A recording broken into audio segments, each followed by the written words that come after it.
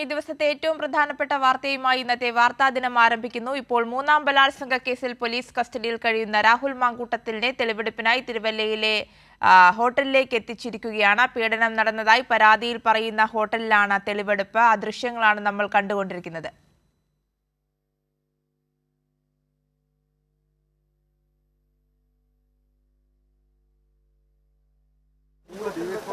മൂന്ന് ദിവസത്തേക്കാണ് പോലീസ് കസ്റ്റഡിയിൽ രാഹുലിനെ കഴിഞ്ഞ ദിവസം തിരുവല്ല കോടതി വിട്ടത്. എന്തായാലും രാഹുലുമായി അന്വേഷണ സംഘം തിരുവല്ലയിലെ ഹോട്ടലിലേക്ക് എത്തിയിരിക്കുകയാണ്. പരാതിയിൽ പീഡനം നടന്നുവെന്ന പെൺകുട്ടി പരാതിയിൽ പറയുന്ന തിരുവല്ലയിലെ ഹോട്ടലാണ് നിലവിൽ ഈ തെളിവെടുപ്പിനായി എത്തിച്ചിരിക്കുന്നത്. നിലവിൽ ഈ പ്രതി അന്വേഷണവുമായി സഹകരിക്കുന്നില്ലെന്നാണ് അന്വേഷണ സംഘത്തിന്റെ നിലപാട്.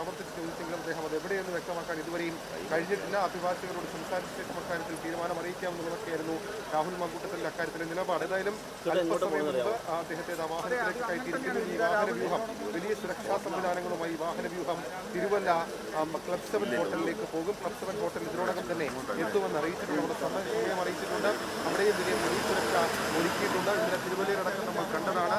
വലിയ തരത്തിലുള്ള പ്രതിഷേധം രാഹുൽ മാങ്കൂട്ടം. തീർച്ചയായും നിലവിൽ AR ക്യാമ്പിന് മുന്നിലുള്ള ദൃശ്യങ്ങളാണ് കാണുന്നത്. തിരുവല്ലയിലെ ക്ലബ് 7 ഹോട്ടലിലേക്ക് രാഹുൽ മാങ്കൂട്ടത്തിലിനെ തെളിവെടുപ്പിനായി അന്വേഷണ സംഘം കൊണ്ടുപോകും. ആ ദൃശ്യങ്ങളാണ് കണ്ടുകൊണ്ടിരിക്കുന്നത്.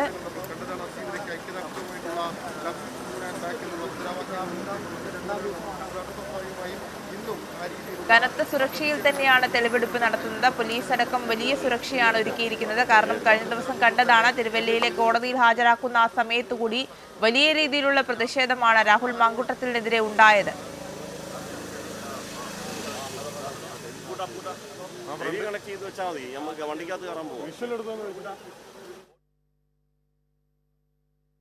രാജ്കുമാർ കൂടി വിവരങ്ങളുമായി ചേരുന്നുണ്ട്. രാജ്കുമാർ, AR ക്യാമ്പിൽ നിന്ന് രാഹുൽ മാങ്കൂട്ടവുമായി അന്വേഷണ സംഘം ക്ലബ് 7 ഹോട്ടലിലേക്ക് ഇറങ്ങുകയാണ്. ആ ദൃശ്യങ്ങളാണ് നമ്മളിപ്പോൾ കണ്ടുകൊണ്ടിരിക്കുന്നത്. നിലവിൽ അല്പസമയത്തിനകം തന്നെ ക്ലബ് 7 ഹോട്ടലിലേക്ക് എത്തി തെളിവെടുപ്പ് ആരംഭിക്കുമെന്നാണ് മനസ്സിലാക്കുന്നത്.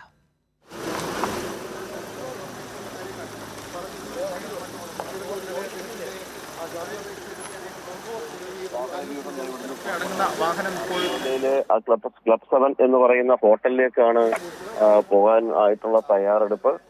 2 ജീപ്പുകൾ ആദ്യം പോയി. ഇനി അടുത്ത വാഹനങ്ങളാണ് ഇനി പുറത്തിറങ്ങാനുള്ളത്. രാഹുലുള്ള വലിയ പോലീസ് വാഹനം വാൻ അതിപ്പോഴും അതിനകത്ത് തന്നെയാണ്. ഇറങ്ങിയിട്ടില്ല, ഇറങ്ങാൻ പോകുന്നതേ ഉള്ളൂ.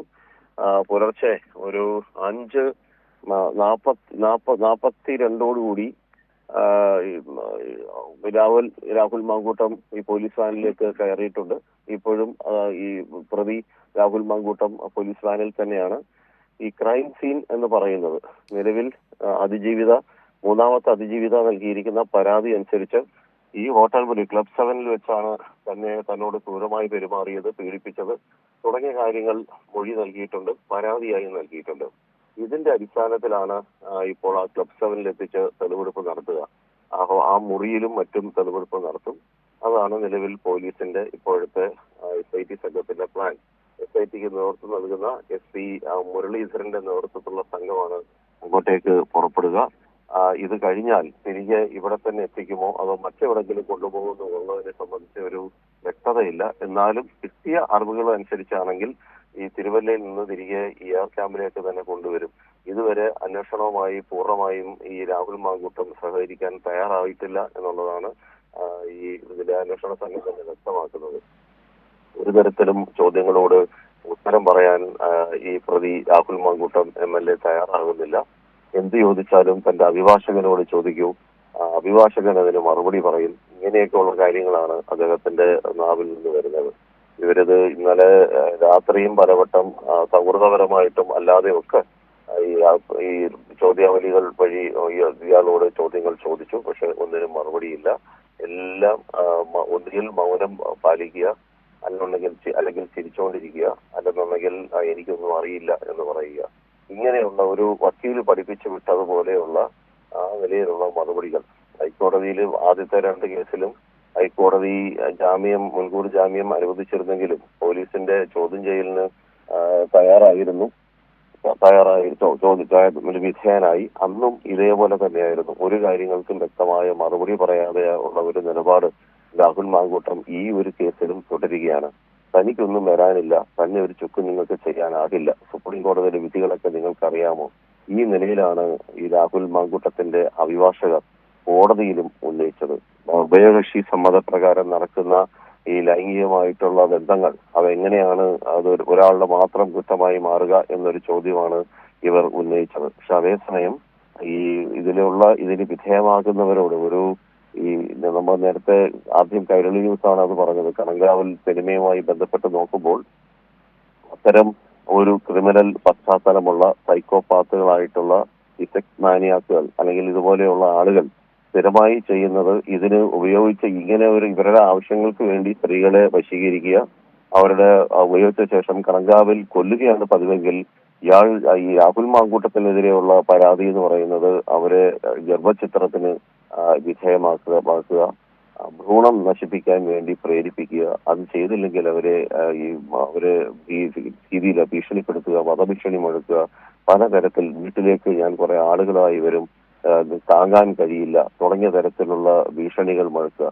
ഇങ്ങനെയൊക്കെയാണ് ഇവരുടെ നിലപാട്. ഇതിൽ മുമ്പും ഈ രാഹുൽ മാങ്കൂട്ടം ഇതിൽ ചെയ്തിട്ടുള്ളത്. ഇപ്പോൾ ഈ കേസിലും ഇതേ നിലപാടിൽ തന്നെയാണ് ഇയാൾക്കെതിരെയുള്ള പരാതി ഉയർന്നിരിക്കുന്നത്. ഇനിയും വേറെ ഒരുപാട് പരാതികൾ വരാനുണ്ട്.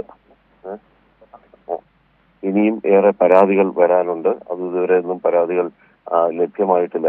ഇതുപോലെയുള്ള നടപടികളിലൂടെ ഒരു അതിജീവിതയ്ക്ക് ആത്മവിശ്വാസം പകരുക എന്ന് പറയുന്ന ഒരു ലക്ഷ്യം, അതിലാണ് ഇപ്പോൾ ഈ SIT സംഘം ഇങ്ങനെയുള്ള ഇതിലൂടെയുള്ള നടപടികളിലൂടെ അവർക്കൊരു ധൈര്യം പകരുക. അതുവഴി കൂടുതൽ അതിജീവിതകൾ ഉണ്ടെങ്കിൽ അവർക്ക് രംഗത്ത് വരാൻ ഉള്ള അവസരമൊരുക്കുക എന്ന് പറയുന്നതാണ്